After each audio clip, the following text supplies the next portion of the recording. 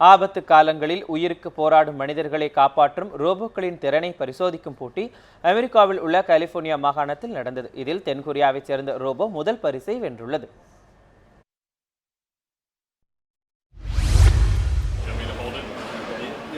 உலக அளவில் ரோபோட்டிக்ஸ் தொழில்நுட்பம் வேகமாக முன்னேறி வருகிறது.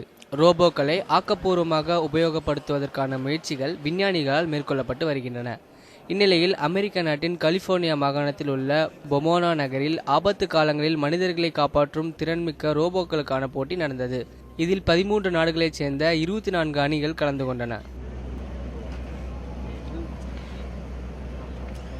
ஆபத்தான அவசரமான நேரங்களில் எப்படி சாமர்த்தியமாக சாதுரியமாக செயல்படுவது போன்ற திறன்களை கொண்ட ரோபோக்களுக்கான போட்டி அமெரிக்க இராணுவத்துறை சார்பில் நடத்தப்பட்டது.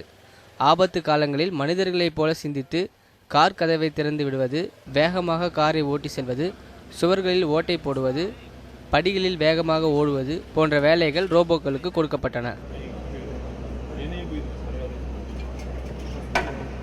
மொத்தம் 1 மணி நேரம் நடந்த இந்த போட்டியில் 44 நிமிடங்களில் கொடுக்கப்பட்ட வேலைகளை செய்து முடித்து தென்கொரியாவைச் சேர்ந்த TRC ஹூபோ என்ற ரோபோ முதல் பரிசு தொகையான 12 கோடியே 80 லட்சம் ரூபாயை தட்டிச் சென்றது.